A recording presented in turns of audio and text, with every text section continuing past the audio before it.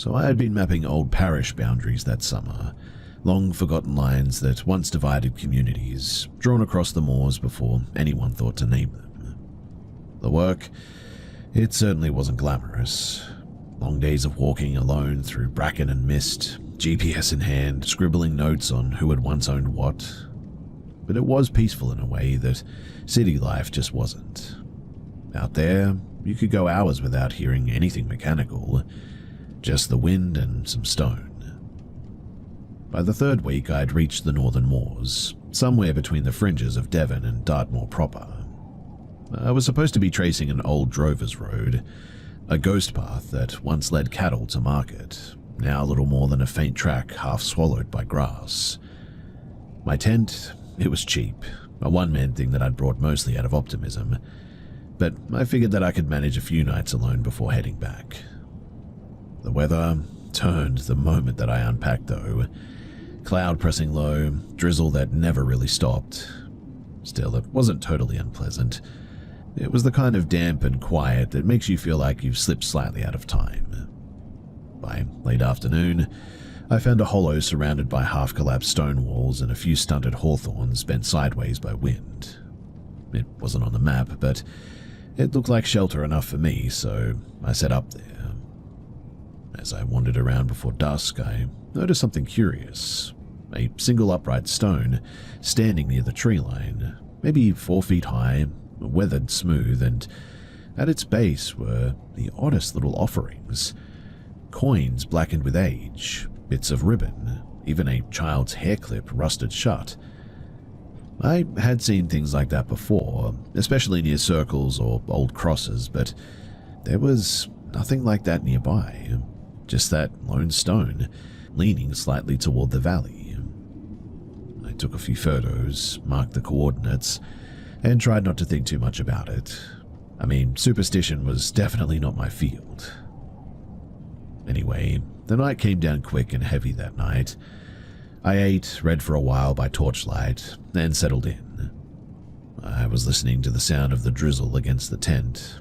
It was steady and close, and I must have drifted off for maybe about an hour when something changed. Not the rain and not the wind, but there was something like a pattern beneath it. That's when I realized that what I was hearing was footsteps. They were slow, deliberate, not the uneven pattern of an animal, but a careful tread, as though whoever it was didn't want to wake me. My ears filled with the thudding of my own pulse, and I laid still, listening. Then, against every better instinct, I turned off my torch and I waited. The steps, they moved around the far edge of the old wall. There was like a crunch and then a pause and then a crunch again. I could picture someone circling just beyond sight, and my mind offered explanations. A lost hiker, a farmer checking stock. But each explanation felt thin and misplaced. Whoever it was, or whatever it was, wasn't using a light too, which meant that they didn't need one. After maybe a minute, the sound stopped. I counted to 30, then another 30, and then nothing. I realized then too that my mouth was dry, so finally I unzipped the tent just enough to poke my head out, torch clutched tight. The beam cut across the clearing, trembling slightly in my hand. Trees, grass, the outline of the wall, my breath fogging in the air, and then something pale. At the far side of the hollow stood what looked like a horse, maybe, or at least it looked like one. It faced me head-on, unmoving. The coat was grey, not dappled or white, but flat, like unshaped paper almost. Even from across the clearing, it seemed way too tall. Its head level with the lowest branches that I could see. Weirdly, too, it didn't blink and didn't breathe. Its mane sort of hung straight down, motionless despite the breeze, and upon seeing it, I instantly froze. Something primal in me wanted to drop the light and just hide. There was no sound except the faint dripping of the water from the leaves now, and then I did a blink, and in that half second, whatever that thing was, it was gone. Mind you, There was no rustle, no hoofbeats, just the empty clearing in the sense that something had leaned close enough to look straight through me. I sat up the rest of the night, way too afraid to unzip the tent again. When dawn finally came, the air was thick with fog, the grass was silvered with dew, and the offerings at the stone, I noticed that they had been moved and were sort of scattered about, ribbons gone, coins overturned. I couldn't bring myself to go near it, too. I packed and left within the hour, following the track downhill until I saw signs of the road again. My boots left deep prints in the mud, but there were others beside them, too. Sort of long, narrow impressions spaced a little bit like hoof marks, running parallel to mine for, I would guess, maybe nearly half a mile before just veering off, and I didn't follow them. When I got back to town, I did mention this to a local archivist, sort of half laughing at myself, not taking it seriously. But she frowned when I described the stone, said that it sounded like an old mayor post, apparently a marker where travelers left tokens to keep things at bay from following them home. Apparently, there were stories about this thing too, that on certain nights when fog rolled in from the coast, that something like a mare would rise from the marshes and wander the old tracks looking for those who forgot to leave their due. I told her in the end that I really didn't believe in any of that superstitious stuff, but I was unsure as to what exactly it was that I saw that night.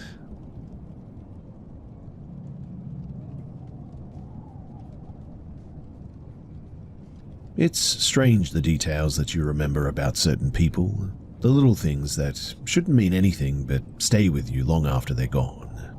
For me, it's the sound of Jenny's shoes made on the floor of the clinic hallway, rubber soles squeaking faintly every few steps, as if her shoes didn't quite fit right.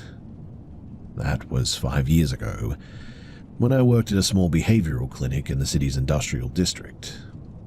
The building had once been a dentist's office, then a chiropractor's, and by the time that I got there, it had been repurposed again into what the owners called a short-term mental wellness center. It was really just a way to bill insurance indefinitely. They called it maintenance therapy, the kind of place where no one ever really gets discharged, just scheduled again and again, twice a month, forever. I'd taken the job as a psych technician because I needed the experience for graduate school. It wasn't bad exactly, just a bit sterile and repetitive. Jenny was one of the few people who made it sort of bearable, I guess. She was a few years older than me, a nurse who had bounced between facilities, quick to laugh, the kind of person who could make even the worst day seem sort of manageable. She had that sort of steady, patient kind of voice that put people at ease. We weren't close friends, but she'd sometimes offer me a ride home after a shift. I didn't own a car at the time, and she said that she didn't mind. She liked the company, allegedly. Now, one evening, right before the holidays, we both left early after the clinic closed. She wanted to stop by a discount store on the way home to look for decorations. It was already dark outside, the sky that flat, cold color before snow. The parking lot lights flickered in long rows, buzzing faintly as we went inside. Jenny filled the cart with fake garlands, tinsel, and some snowflake ornaments. I followed along, half distracted, checking the time on my phone every now and then.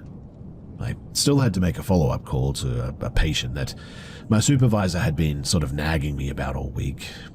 Jenny waved a hand and said, "Go do it in the car. I'll be in the line forever anyway." So I did. Her car smelled like air freshener and cheap coffee. But when I slid into the passenger seat, I noticed how meticulously clean it was. No clutter, no crumbs, nothing personal except for a small crucifix hanging from the mirror and a pair of sunglasses on the dash. I pulled up the call app, the one that we use for patients, and dialed the number. The call connected, and I started with the usual script. Halfway through, though, I realized that I didn't have a notepad to record my session notes. I glanced around trying to find something to write on. Between the seats was a small console box, and without thinking too hard, I flipped it open. Inside were a few pens, an old receipt, and a small brown notebook, the kind that you would buy in bulk. I hesitated a bit. I mean, normally I wouldn't touch somebody else's personal things, but I figured that it was probably just full of grocery lists or errands and whatnot. I told myself that if I just jot a few notes in the back and I could apologize later. I opened it to the first blank page, or at least I thought it was blank. Inside there were a list of names written in small, careful handwriting. Each one had an address beside it, and sometimes a short phrase like green shutters, corner house, no fence, doggin yard, friendly. At first, I assumed that they were patient references, like a list of home visit clients. But that didn't make much sense because, we weren't a mobile clinic and nurses never did home calls. Curious, I flipped through some more pages. Page after page, more names, more addresses, always with those strange details. Back gate loose, parked car stays overnight, lives alone, things like this. Then, around the halfway point of the notebook, I noticed something else. Some of the names had dates beside them, written in red ink. Not future dates, but past ones. Random days or months apart even. I recognized two of the names immediately as well. They were both former patients. One had stopped showing up suddenly and the clinic had marked her as non-compliant. The other had supposedly transferred out of state. Upon seeing this, I got a bit of a weird feeling. At the bottom of the same page was another note as well. Next, EL lives above the bakery. EL were my initials. I sat there looking at this thing, sort of frozen. I didn't move and I barely breathed. I just sort of stared at this small line of ink until the letters started to blur a bit. For a moment, I told myself that it had to be something else. Maybe she kept a record for safety checks, or maybe it was a part of some research project. But I knew that that wasn't true. There was no research, no outreach, nothing that required knowing where any of us lived. I closed the notebook, slowly placed it back into the compartment, and sat perfectly still until Jenny returned. When she got in, she smiled and asked if I'd finished my call, and I said yes. My voice cracked a little bit when I said it too. Thankfully, though, she didn't seem to notice. She handed me a paper cup of hot chocolate that she had bought from the cafe near the checkout and started the car. On the drive home, she talked about the snow forecast, about her neighbor's cat that had gone missing last week, about how she might spend Christmas alone this year. I nodded in all the right places, pretending to listen, but I just couldn't stop thinking about that notebook. When we pulled up to my building, she smiled again and said, "See you Monday." I nodded, said thanks, and got out of the car. I waited until she drove off before running up the steps 2 at a time. That night, I barely slept. I kept thinking about those names, those addresses, and the red-inked dates. I wanted to believe that I'd misunderstood things, but I just couldn't shake the image of my initials written there, right at the bottom of that page. The next morning, I went into work early before the others arrived. I logged into our internal system and looked up the patient files of the 2 names that I recognized. Both accounts had been flagged incomplete. No follow-up, no discharge, just ended. No one ever talked about them again either. And well, a few weeks later, Jenny suddenly stopped showing up to work. The supervisor said that she had quit suddenly, left no notice, no forwarding address or anything. Her employee email went dead that same afternoon as well. The clinic replaced her within the month, and nobody really seemed particularly surprised by it. People come and go all the time here, someone said. But, I don't know. I've moved apartments the same winter that she left, and I changed my phone number a few months later as well. But still, every single December since then, I cannot stop thinking about that notebook.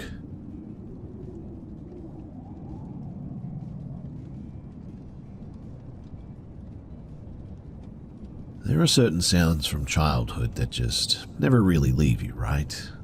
For me, it's the slow squeak of the stairwell door in the apartment complex where I used to babysit. It was always followed by footsteps that echoed just a little too long down the narrow hallway. Even now, when I hear that kind of sound, an uneven rhythm of someone walking toward me, I feel that same crawling unease in the back of my neck. So, I was 15 then, still in that weird in-between stage where you're technically responsible for other people's kids, but still young enough to think that danger is something that happens to other people. The family that I babysat for lived on the second floor of a quiet, aging complex. One of those places built in the 70s where every apartment looked the same and the walls smelled faintly like carpet cleaner. They had 2 kids, 5 and 7. Good kids too. Loud but sweet. Their parents worked evenings at a local restaurant, so I'd usually show up at around 4 and stay until close to midnight. It was always the same routine. We would spend the late afternoon outside in the courtyard, then head in for dinner, bath time, and bed. The courtyard was a faded square of cracked pavement surrounded by rusted railings, with a patch of grass in the middle that the maintenance crew never really kept up with. The kids liked to ride their bikes in loops around the parking area. I would sit on the low concrete ledge near the stairs, scrolling through my phone or reading, just sort of keeping an eye on them. That's where I first saw the man, from 3B. He was tall and pale, probably mid-40s, always wearing the same faded windbreaker, no matter the weather, and he had this kind of awkward politeness about him that made it hard to tell if he was harmless or not. The first time he spoke to me, it was sort of just small talk really, asking if the kids were mine, which I thought was kind of funny. I told him that I was just babysitting, and he smiled like that was exactly what he wanted to hear. He asked about school, about where I lived, whether I was on any sports teams or anything. Then, in that same calm and almost clinical tone, he said, "You look like a runner. You've got perfect form in your legs." It didn't register right away. I remember sort of half smiling and shrugging it off, just wanting the conversation to end, really. I told the kids that it was time for lunch, and I steered them inside. And here's where I think I made my first mistake. I didn't lock the door. The apartment was quiet except for the hum of the fridge and the kids arguing over which color plate that they wanted, and I just sort of sat down with them at the table when the doorknob turned. At first, I thought it was one of the parents. Maybe they had forgotten something. But the door swung open, and it was him, the man from 3B. He stepped in without hesitation, closing the door behind him and turning the lock with a soft click. I can still hear that sound, like a nail tapping against glass. He smiled, but it wasn't that same polite smile from before. It was smaller, tighter. "I just thought I'd stop by," he said. "Didn't get a chance to really talk earlier." For a second, my brain completely shut off. I didn't know what to say. The kids went completely quiet too, one of them holding a half-eaten sandwich in midair. Something in me shifted then, though, an instinct that I didn't even know that I had. I forced a laugh, something that I hoped sounded casual. I said that the parents would be back any minute, that they were just upstairs grabbing something. His expression flickered, but he stayed where he was, hands in his jacket pockets. I took a step closer to the door, keeping my voice steady, pretending everything was fine. He then said, "You don't have to lie, I know their schedule." The way that he said it, flat, certain, it made my stomach twist. I don't remember the exact words after that. My voice just came out faster, higher, anything that might convince him to leave. I told him the kids had to take a nap, that the building manager sometimes comes to check on them, and that there were cameras in the hallway. Lies, all of it. But somehow, it worked.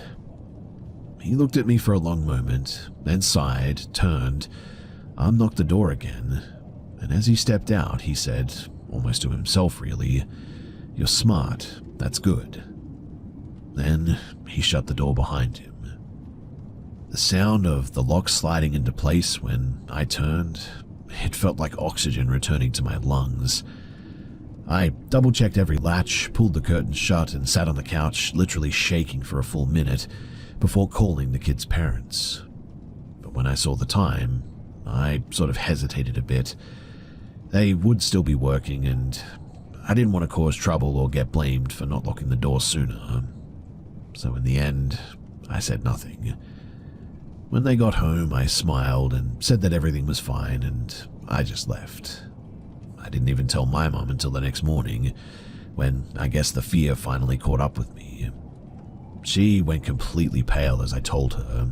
She called the family right away, and they called the police. Later that evening, an officer came by our house.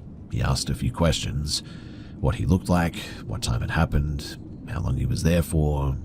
He didn't say much, but I could tell that something was wrong from his expression.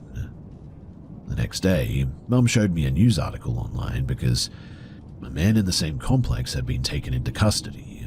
Same age, same build, same faded windbreaker.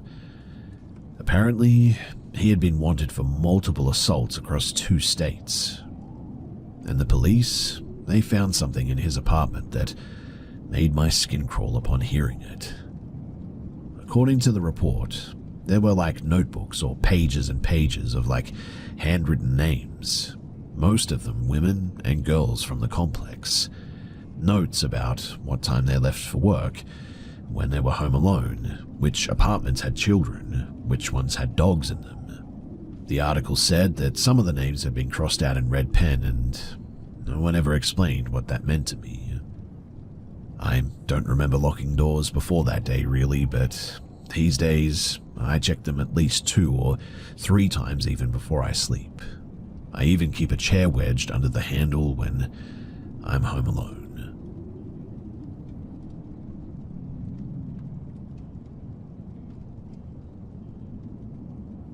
When I was 16, there was a stretch of weeks where I just felt like I was being watched.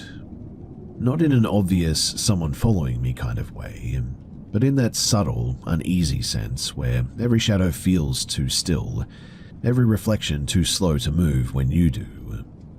I told myself that I was just being paranoid. My mum's nerves, they had rubbed off on me.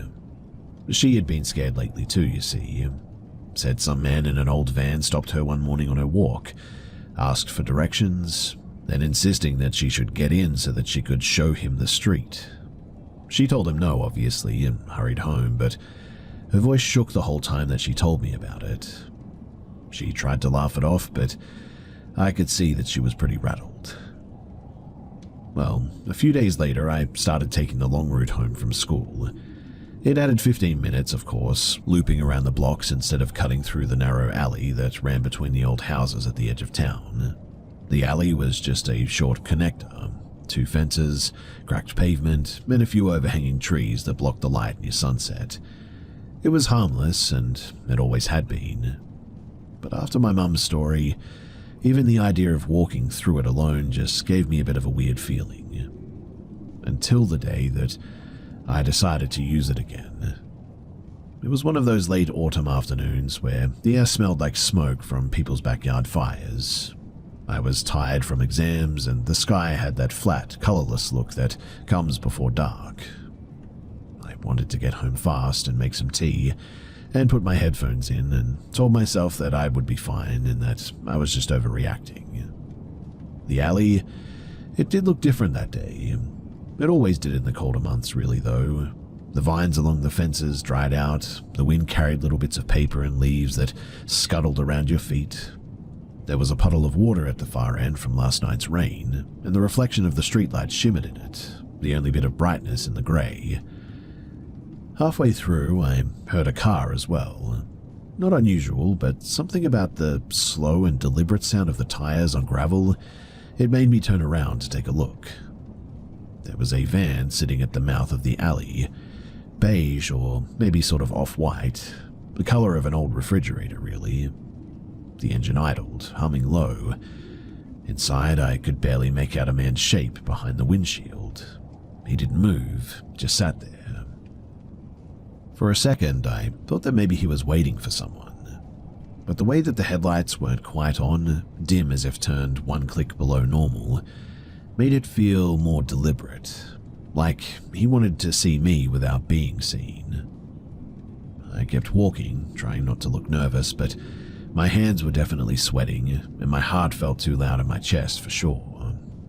The van, it rolled forward, slowly. I pulled out my phone, an old flip-style one, barely working, and pretended to talk on it. I didn't even have service out there, but I started muttering like someone was on the line, and I forced a laugh and said, "Yeah, I'm on my way home now," into the empty air. The van, though, it crept closer. I could see him now more clearly, and he was an older man, maybe in his late 50s, grayish hair, pale face. He rolled down the window halfway and said, "Hey, could you help me find a street? I just need some directions." His tone was friendly, practiced almost, like someone who had rehearsed it 100 times by now.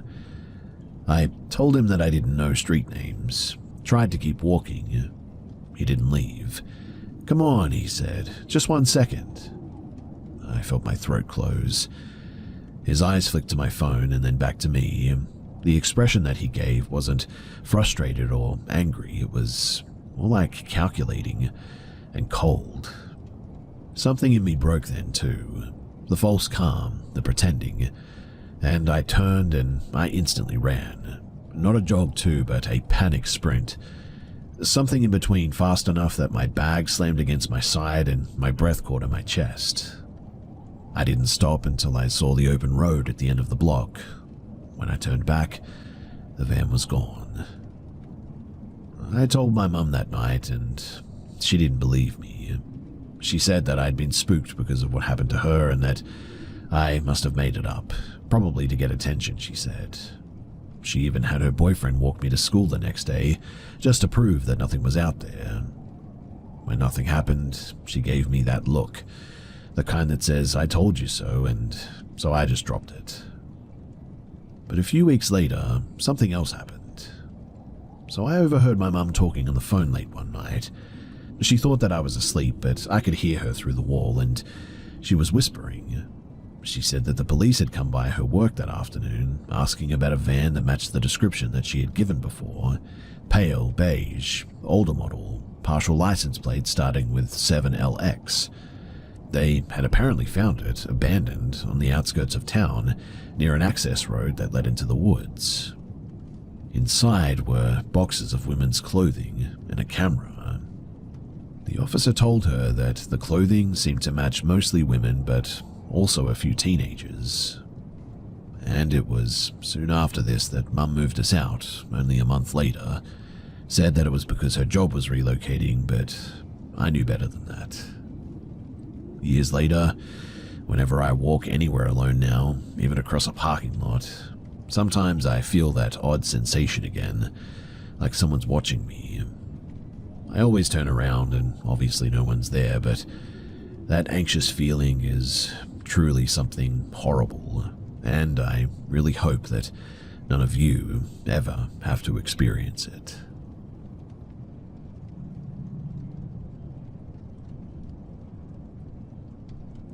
So I started walking the park trail near my house a few years ago, mostly to clear my head after work. It wasn't a fancy place by any means. A few soccer fields, a playground, and a long gravel loop that curved behind a wooded ridge before winding back to the parking lot. But it was quiet, and in a small town like mine, quiet was pretty hard to come by. For months I would walk it nearly every morning before the day got too hot, and sometimes again just before dusk as well, but it became a part of my routine really. A way to think, to unwind, to feel like I was doing something good for myself. I would see the same joggers, a few dog walkers, even a group of older men who played cards by the pavilion every morning like clockwork. I thought that I knew that park better than anyone. But the last few weeks, something about it had started to feel a bit different. It wasn't anything obvious too, just a bit of a shift. Like, I would catch the faint sound of someone walking behind me, turn and find no one there. Once I could have sworn that I heard whispering, quick and sharp, like a radio flicking on for about half a second, just as I passed through the bend behind the hill, that is. I brushed it all off. I mean, you can walk through a forested park alone and not get spooked by the occasional trick of sound or shadow, and I told myself that enough times to believe it. Now, the morning of the event, the air was still a little bit cool. Sunlight was pouring down through the gaps in the trees. I remember noticing how the dew clung to the grass along the slope there, how it shimmered in the light beautifully. Everything felt calm again, and I thought that maybe I had just been overthinking things the past little while. There was a man ahead of me on the track, walking slow, hands buried deep into his hoodie pocket. I didn't think much of it. I mean, plenty of people dress oddly for the weather. Until I noticed that he was wearing black from like head to toe, a thick hoodie, black jeans, and even some gloves. It was already warming up by this stage, nearly 20 degrees Celsius. His outfit looked heavy, deliberate. He certainly wasn't exercising, just walking slowly. I hesitated, letting my pace drop a bit. I watched him take the curve up near the hill, the section where the track dips low and you're sort of boxed in by trees on one side and a steep grassy rise on the other. Once he disappeared behind the hill, I didn't see him again. A minute later, though, I rounded the same bend. He was gone, and he wasn't walking ahead, not resting near the benches or anything. I mean, he was just gone. The only sound was the distant hum of a leaf blower from the soccer fields above, and the faint rustle of something moving in the woods. I told myself that maybe he had gone up the slope there or cut through the trees to another path or something, though I knew there really wasn't one. Still, though, I didn't want to look like a paranoid idiot peering into the forest at nothing, so I kept walking, and that's when I caught it. Movement in the corner of my eye, a shape behind a tree. He was there, standing halfway down the wooded slope, his body sort of half hidden by the trunk that he was hiding behind, seemingly watching me. He wasn't moving, not even shifting his weight, just standing dead still. The sunlight didn't quite reach that far, and his clothing made him sort of blend into the shadows. I only just noticed the faint shape of his face, in fact, pale against the dark. We locked eyes, or at least I think we did. My entire body went still and cold. I didn't say anything, didn't even think. I turned and started walking quickly back toward the parking lot, my breath shallow and my vision narrowing to the path ahead of me. Every sound behind me felt magnified. The crunch of the gravel, the snap of a branch. I couldn't tell if they were mine or his, too. I grabbed my phone and called my boyfriend, but the call didn't go through. Service always dropped in that back corner of the park, unfortunately. And I mean, of course it did, right? So I broke into a run. By the time that I reached the front, my lungs were burning and the park was almost empty. Just an older man near the pavilion tossing breadcrumbs to some ducks there. I blurted out what had happened, pointing back to the trail. He looked where I was pointing and then chuckled. "Yeah, well, squirrels get pretty big this time of year," he said, like I told him that I'd seen a ghost or something. But when I turned back, the man in black was there again, standing at the far end of the path, maybe 100 meters away, still watching me. I didn't even stop to think. I sprinted the rest of the way to my car, slammed the door, and instantly locked it.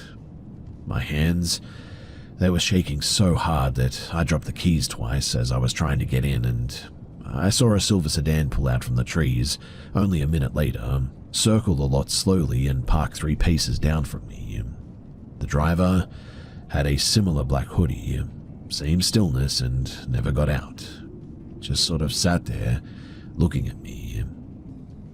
My boyfriend, he arrived 5 minutes later, just as I was debating whether I should drive straight home and call it a day, and I was crying and trying to explain what happened, but before I could even get the words out, the sedan pulled forward, creeping past us. The man glanced out the window as he passed, and I swear that he was smirking.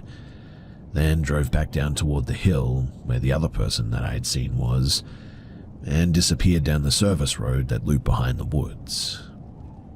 We did call the police in the end, and they took my report but didn't seem too concerned. Probably just some guy walking, one of them said, maybe taking photos. And so they never went looking for him. That night, I couldn't really sleep. Every time I closed my eyes, I saw the same event happening in my head. The trees, the angle of his head, the way that he had just stopped existing for a minute before reappearing somewhere else like that. Like he hadn't walked through space at all and just sort of stepped between 2 points. A week later, I drove past the park on the way to work, and it just doesn't have the same appeal like it used to for me. I haven't gone back there, and to be honest, I think I'm going to look for a new place to start my routine again.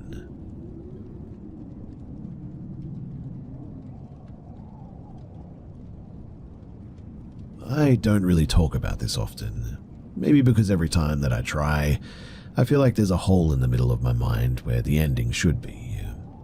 It's not that I forgot, but it's more that something took the memory, like pulling a single thread out of a sweater and leaving only the empty weave behind. This happened in the early years after college, when I was still idealistic enough to think that I could fix the world if I just cared hard enough. That's what led me to join a crisis hotline as a volunteer. The training was long, draining, but very meaningful. 8-hour Saturdays spent practicing empathy until it genuinely felt mechanical. But I was young and earnest, and every call mattered. Every voice on the other end was someone trying to stay tethered to life, and I wanted to be that tether. The place had rhythm, a hum of phone lines, quiet tears in the break room, the low murmur of people trying to talk someone back from an edge.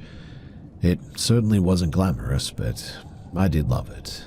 I loved the sense that I was part of something sacred, something helpful. And that's where I met him. His name was Raymond. He was older, maybe late 50s, and one of those people that everyone seemed to know. He'd been with the hotline for years at this stage, the kind of veteran whose name carried weight. A former paramedic, recovering alcoholic, a savior type, as people said. Everyone adored him. He was loud, funny, the first to make you coffee on a rough night. And I trusted him completely. After a few months, he started chatting with me during breaks. Little conversations at first, nothing strange. He told me that he lived once with 2 dogs in the suburbs and that volunteering had kept him alive. When he asked if I could watch his dogs one Friday night while he went to a veterans banquet, I pretty much said yes without a second thought. His house was nicer than I expected too. Neat, quiet, maybe too quiet in fact. He greeted me at the door with 2 friendly labs who bounded toward me like they had known my name forever. Everything also smelled faintly of lemon cleaner and something else as well, like candle wax or something maybe. In any case, he gave me a quick tour, friendly as ever, explaining the dog's routines, and then, just as I thought that he was about to leave, he said, "Come on now, I'll show you the upstairs." I hesitated a bit. I don't really need to. It'll just take a second," he said. "It's easier to see where things are if the smoke alarms go off or something." So I followed him. The upstairs hallway was dim, carpeted in dark green. His bedroom door was half open. Inside, soft light flickering, candles, a half a dozen at least. The air smelled thick, sweet, and he stepped in and said, "This is where I crash after long shifts," smiling in a way that didn't reach his eyes. His bed, it certainly dominated the room, huge and low, covered in black and burgundy sheets. The curtains were drawn tight, even though it was still daylight outside. He sat on the edge of the bed, gesturing for me to come closer. "You ever get lonely doing this work?" I laughed, nervous, light, hoping that it would diffuse whatever was happening here. Yeah, sure, sometimes." "Yeah," he said quietly. "Me too." Then he leaned forward a little, still smiling, but there was something off about it. something unrecognizable flickering beneath the charm. I backed up a bit, muttering something about checking on the dogs. He stared at me for a second, then said flatly, "You should go if you're uncomfortable." I thought that he meant go downstairs, but the way that he said it, cold, measured, made my skin crawl. He left soon afterward, muttering something about picking up his uniform from the cleaners. The house was silent again. Well, except for the clicking of the dog nails on the tiles. That's when things started to blur a little bit for me. It was around 8 o'clock. I must have decided to head home, and I walked to the front door and reached for the lock. Only there wasn't a key, and it was not on the table, not by the door, not on any hook, and I checked my bag, my pockets, but there was nothing. I called him. He picked up immediately. "Hey, Raymond, I think you forgot to leave me a key." There was a pause, then a cheerful, "Ah, that's right. I locked the outside deadbolt. You can get out through the garage, though. All you have to do is just hit the button. It'll close on its own." I didn't like how calm his voice sounded, but I laughed awkwardly and said, "Okay, thanks," trying not to sound uneasy. I opened the garage door and stepped out with the dogs, hit the button to close it behind me, and it rose right back up again. It was a motion sensor, which meant that it wouldn't shut. I remember standing there, sort of watching the door stutter halfway down before reversing over and over again. The dog started whining and circling me, and I felt suddenly like an ache building in my throat, the kind that comes before tears, and when I called him again, he didn't answer. And that is where my memory ends. I remember crying into the dog's fur, whispering that it was okay and that I would figure it out, and then nothing. Just a black wall. No recollection of how I got home, no image of him returning, no sound of a car, nothing. Just that silence, heavy, endless, pressing against my ears, and that's it. Years later, long after I'd stopped volunteering, I got a message from an old friend from the hotline. "Did you hear about Ray?" she asked. "He apparently died. Heart attack. It was sudden." Everyone was posting tributes online. A hero, a mentor, a good man. But all I could picture was the way that he looked that night. The flicker of the candles, the way the room smelled, the hollow grin, the way that I blacked out like that. Sometimes I still think about that house, about standing in the garage again, the dogs whining beside me, the door refusing to close, and I always wake up just before I remember how I left. The strangest part, though, is that I tried to look up the address that he gave me once. The street certainly exists, but the number that he wrote down, it doesn't. In fact, there's nothing there but a vacant lot and a cluster of trees, so I have no idea what house I was actually at. And look, I know that sounds really weird, but I have checked that number over and over again, and either I have the wrong number now, or that house just doesn't exist anymore. I don't know what to think about any of this. I have no idea what happened that night, and something tells me that something happened to me, but I really don't want to think about that.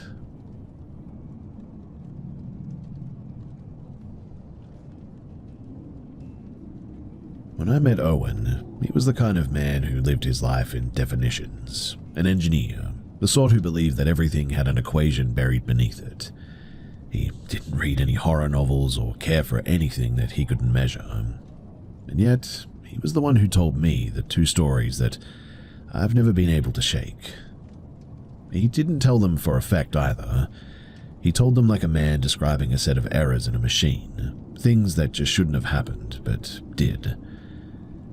The first story was about his aunt and uncle, who had bought a Grand Georgian house in Wiltshire.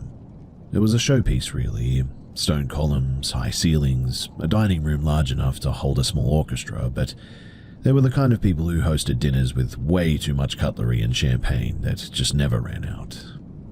For the first few months, everything went as expected. But then came the odd little shifts, as he put it.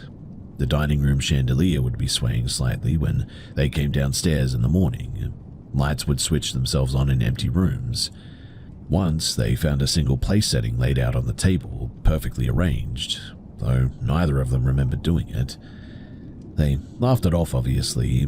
Old wiring, settling timbers, tricks of memory, stuff like that.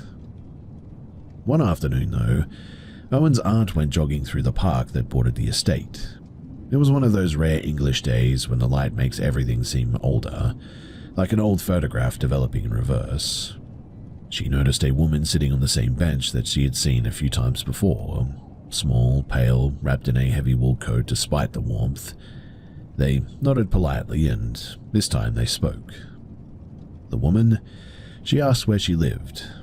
When Owen's aunt told her, the woman's face changed. Her lips thinned, and she said, "Oh," quietly, "that house." She hesitated, then added, "Yeah, there was a family there once. The old man, he did himself in, apparently, on the dining table." It was such a blunt thing to hear in the sunlight, so ordinary in its delivery that she laughed a bit, thanked the woman, and finished her run, trying to shake it off. But she never used the dining room again after that. She said that it felt occupied, as though somebody else had quietly resumed their place at the head of the table there. Her husband mocked her for it, of course, until one night they both woke up to the unmistakable sound of footsteps, slow, steady, pacing the dining room below. When he went down, the house was still. No open doors, no draft, but the chandelier above the table was moving gently, swaying side to side, as though a breath had passed through the air. He left it alone, and they slept in the guest room that night and never spoke of it again. A year later, they moved. Owen said that he never really found a record of anything or anyone dying there. He looked, apparently, and checked the deeds, scoured archives, you name it. But there was one odd entry in the old land survey, a note beside the property's boundary line, written in faded pencil, "Tablestone, not to be disturbed." He told me that part like it was an afterthought, as if he had only remembered later how strange it sounded. Well, the second story, that came later, told over coffee on one of those grey afternoons where conversations drift into uncomfortable places. This one wasn't about somebody else, it was actually about his own family farmhouse, passed down through generations. In 1932, his great-grandfather's youngest son, Thomas, was struck by a delivery lorry on the main road. They said that he had apparently been chasing a ball. The boy was 10, and his father even saw it happen. Since then, a photograph of Thomas, a small sepia portrait in a cracked frame, had always sat on the mantelpiece every Christmas. No one really thought much of it too until the first Christmas after the accident, when the picture fell during supper. The sound was sharp, sudden, glass shattering mid-laughter. His great-grandmother wept, and they took it as a sign that he was still with them somehow. But the picture, it fell again the next year, and the next, always on Christmas night, always without anybody touching it. They even nailed it down once, determined to prove a point, but the next morning, it was lying flat on the hearth, nails bent like they had actually been pried loose. "It's tradition now," Owen said dryly, stirring his coffee. "They just set it on the floor before dinner every time."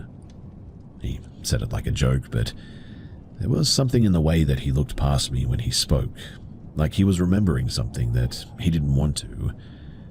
I asked if he had ever seen it happen himself, and he nodded once. "Yeah, when I was 16. It didn't fall, it just sort of, tipped over, slowly, like somebody was setting it down. It was weird." He never liked to talk about ghosts or superstitions.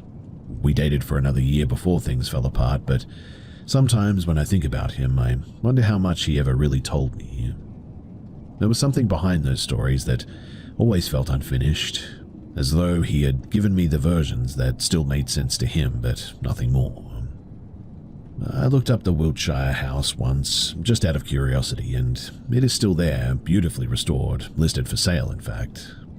The photos, They showed the grand dining room flooded with light, but in one picture, I noticed something faint in the mirror above the mantel, a pale shape at the edge of the frame, easy to miss unless you're really looking for it. I don't show that photo to anyone really, but sometimes I open it at night, zooming in closer and closer until the pixels sort of blur, just to see if I can convince myself that it was a trick of the light. But no matter how much I tell myself that, I just can never shake the feeling that whatever Owen's family tried to forget, the table stone, the fallen frame, the sound of slow, deliberate footsteps, they all came from the same place. Something that watches them, and something I genuinely believe is real.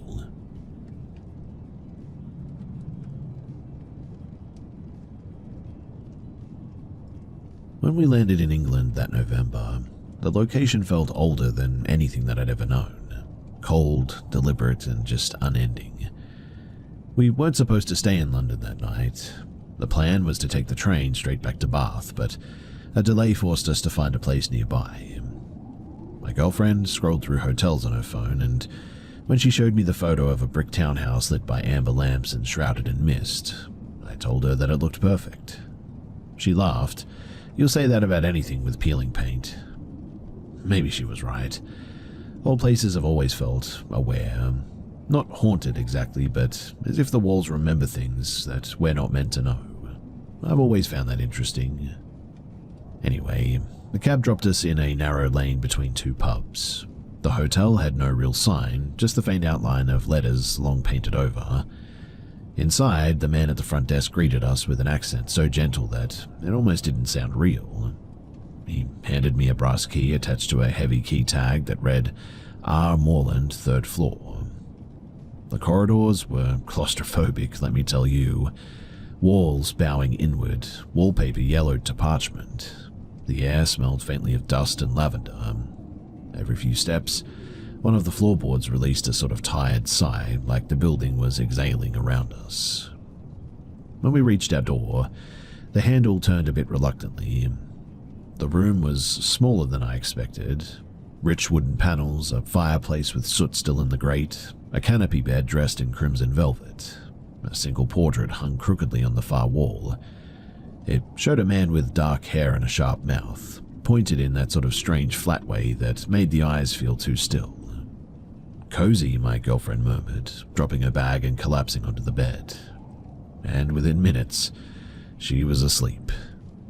I stayed awake though, brushing my teeth in the tiny bathroom sink, when movement flickered in the corner of the mirror. Not fast, but just enough to make me glance back into the room. There was someone standing by the bed.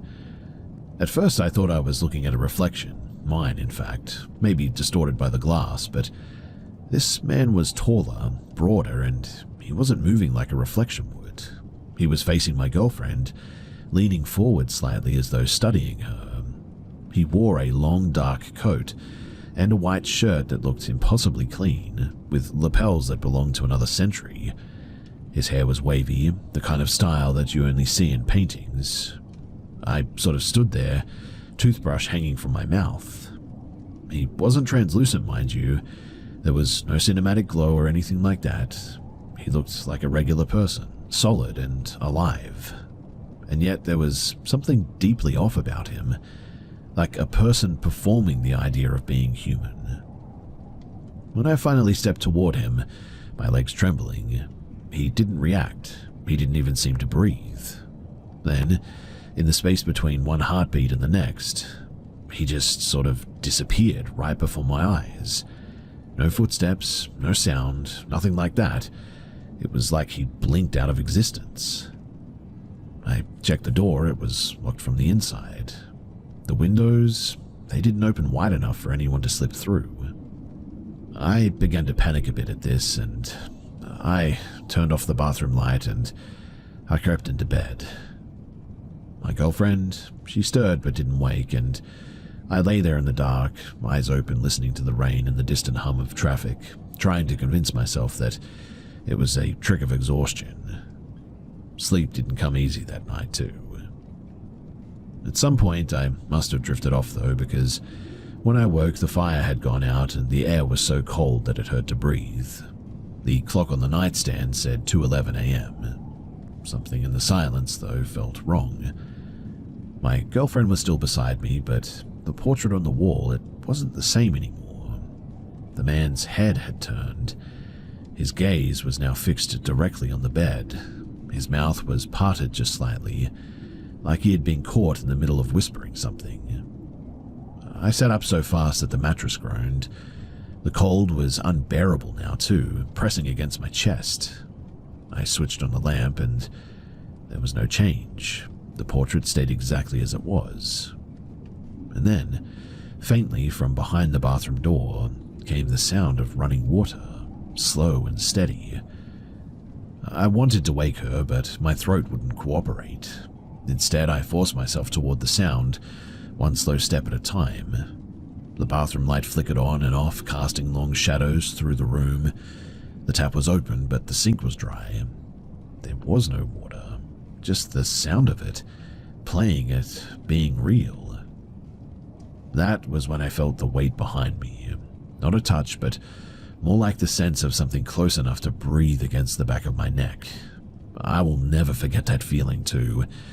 It was truly terrifying. I turned, and there was nothing there.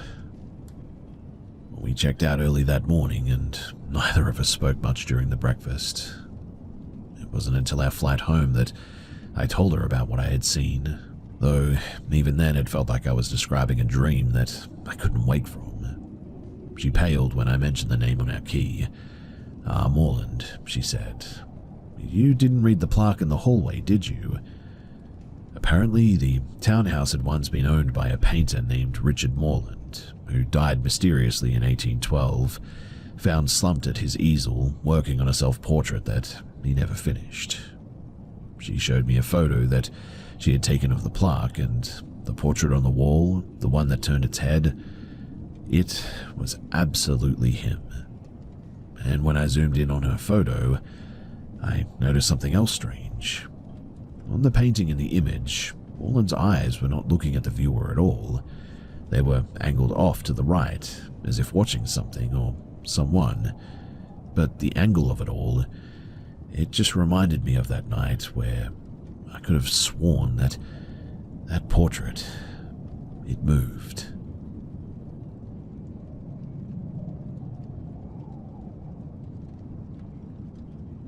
When we first saw the house, it really didn't look like much. A sagging fence, a half-dead maple in the front yard, windows the color of nicotine.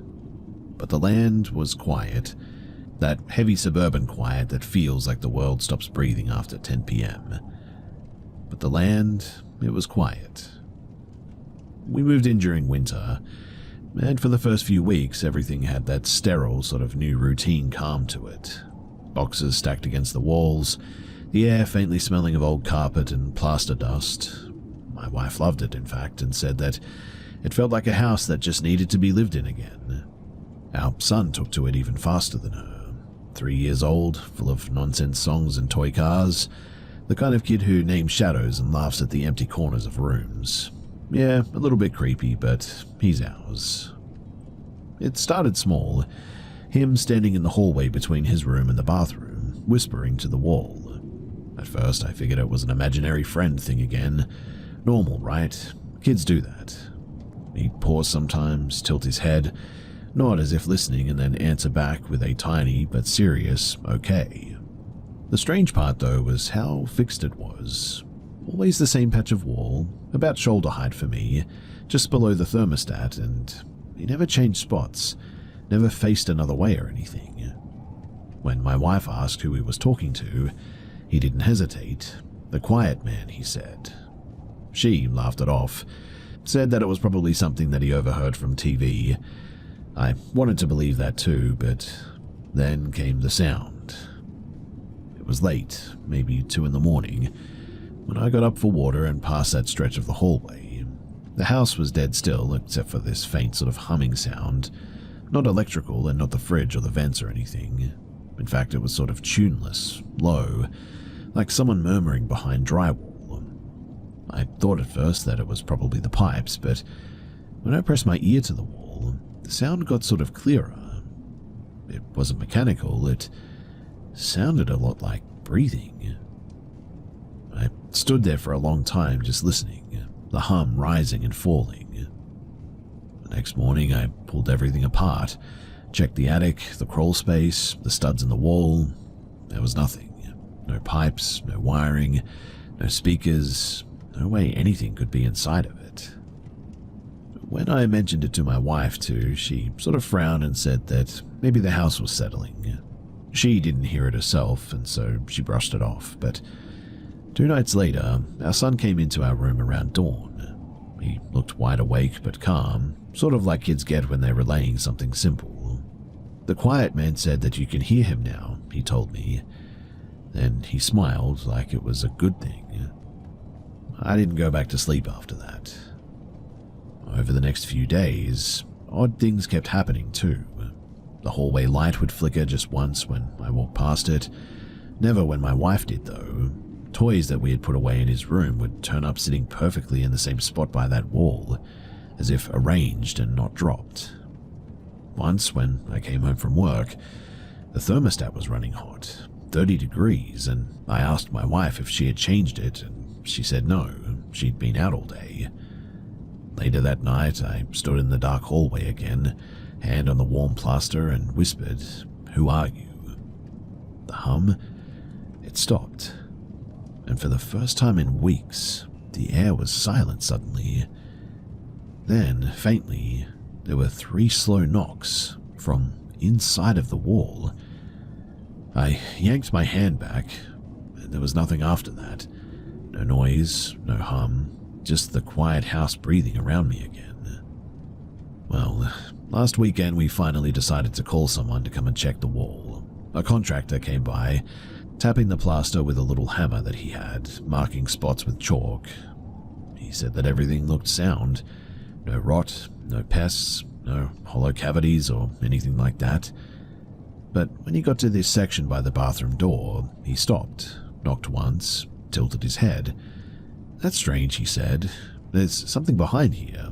Feels like an old cavity maybe, or maybe a closed-off alcove." He went to get his saw. My wife was already shaking her head. She did not want to see whatever was in there. When he came back, the spot that he had marked, the one that he swore was hollow, suddenly sounded solid again, like something had shifted inside of the wall. He left confused and told us that if we ever needed more work done that he would be available, but that he couldn't really find anything that was wrong.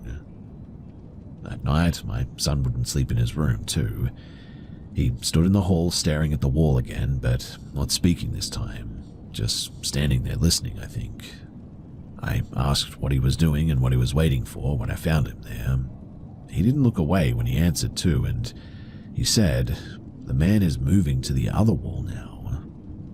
Well, we're staying with my brother for a while now, and I told my wife that I just needed to let the house settle, but the truth is that I can still hear that hum when the house goes quiet, and it's really starting to bother me. Sometimes when my son draws, he fills the paper with a rectangle shape too. No windows, no door, and just a wall. And inside of that wall, he always colors a small oval gray sort of smudge, like the outline of something, but I can't make out what it is. And I guess that's why I'm here too. I have no idea what any of this is, and if any of you guys have any explanation or some advice as to what this might be, how I might get rid of it, paranormal or otherwise, then I would love to hear from you. Thanks.